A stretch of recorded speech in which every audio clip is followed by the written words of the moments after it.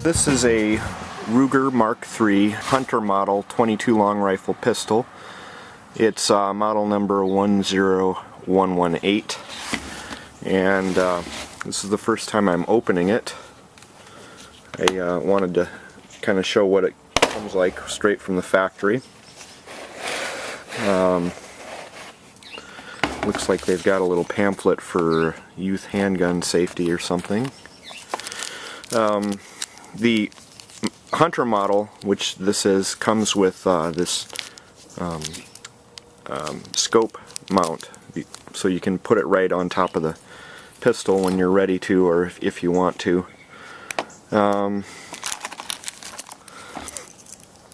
Looks like this is extra sights and probably a key for something. I don't know.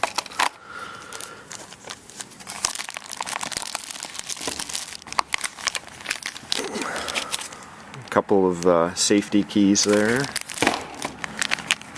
Some sort of a padlock.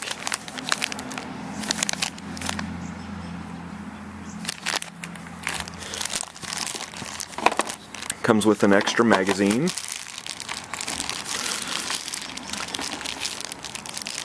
There's one in there. I would hope that they wouldn't sell me a loaded gun, but before I do anything with this, I will check it. And then it's got, looks like a manual and something in there. I'm going to go and familiarize myself with this firearm and take it to the range. I have a box of just Remington Thunderbolts that I'm going to run through it.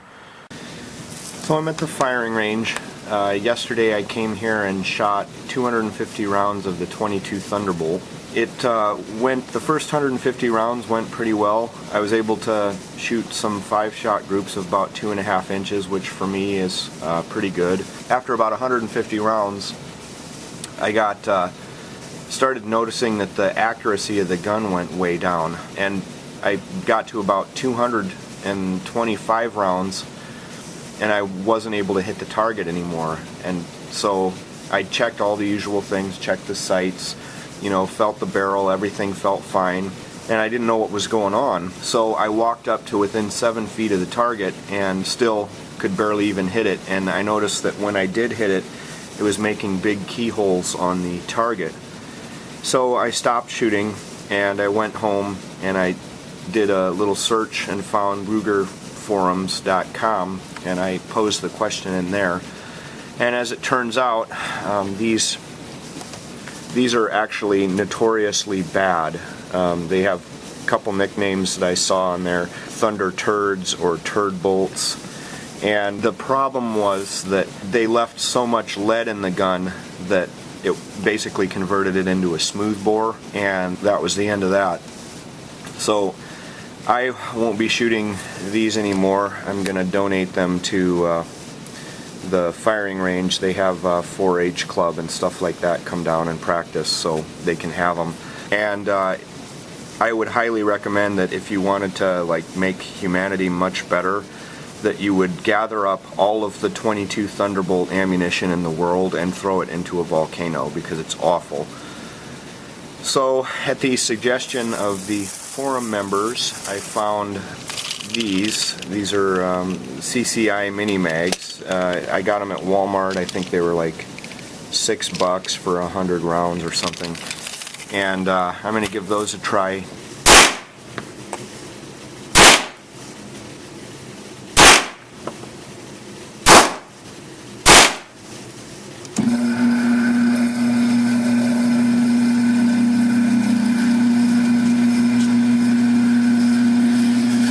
So that's a little bit more reasonable. That was 5 shots at 50 feet, and I got, I don't know, 1 3/4 inch group there, which for me, that's really good shooting.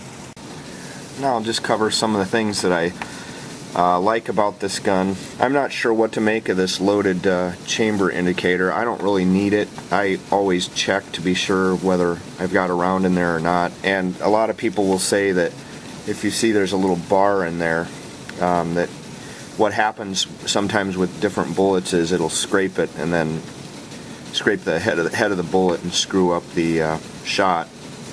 So I'm not sure if I like that or not. I like the rear sights. They're nice and sturdy. Front sights as well. I like the weight of the gun. It's really feels beefy in your hand. The manufacturer's specs say it weighs 41 ounces. The one feature I don't like is this slide release here. You're not supposed to actually release the slide with it to chamber around, because this is apparently some crappy, who knows, metal, and it can wear down over time, and you have to replace that part.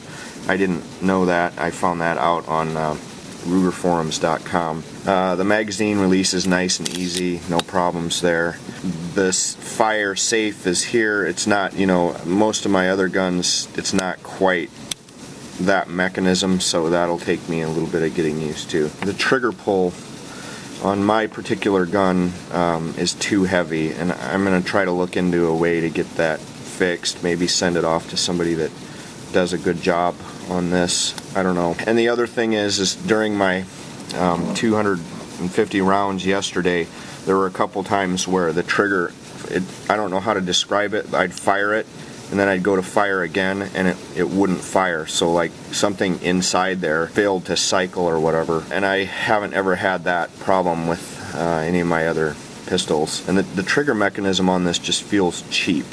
So I don't know if they just put anything in there like this so that, and just expecting you to like replace it, but I don't know, for a $500 gun, like maybe they could do a better job on the trigger, and maybe they could put a better thing in there, better slide release. One thing to know about cleaning the gun is that getting this thing apart and back together again is not as simple as with other handguns that I have. There's this pin back here that you have to pull down, and that's a whole nother story. So as I was saying, there are some issues with the taking the gun apart and putting it back together, at least relatively speaking to other pistols that I have. You have to have a wood dowel and a non-marring hammer to get the pin out back here, and then also to get the barrel off of the handle assembly. And there's all these little steps you have to do with, like, put the magazine in here, take it out there, etc., etc., etc., that are just kind of awkward, at least relative to my other pistols. There's kind of a neat feature on the magazine for this pistol that I don't have on any of my others, and that's this little slide right here that lets you kind of take some of the spring tension off when you're feeding the magazine. It's real easy to feed once you get that spring tension off. They just pop right in with no trouble. And this is pretty good stuff. I was talking to a guy there at the range today, and he has the same pistol. He said it took him about, close to at least 500 rounds to get it so that it was pretty consistently malfunction free. I haven't had really any malfunctions with the gun. It was mostly just ammo related problems. I haven't had a single jam or misfeed or anything like that. So, it's pretty reliable firearm.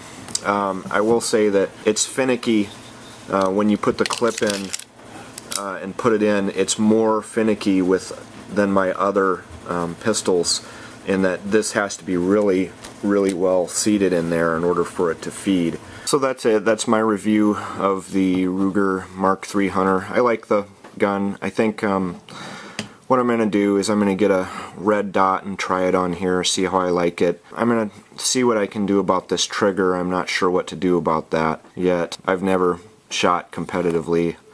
I'm just really an average Joe guy. I hunt, fish, do a bunch of things, but I'm not like super knowledgeable about guns or anything. I just like to shoot them. And so that's my perspective.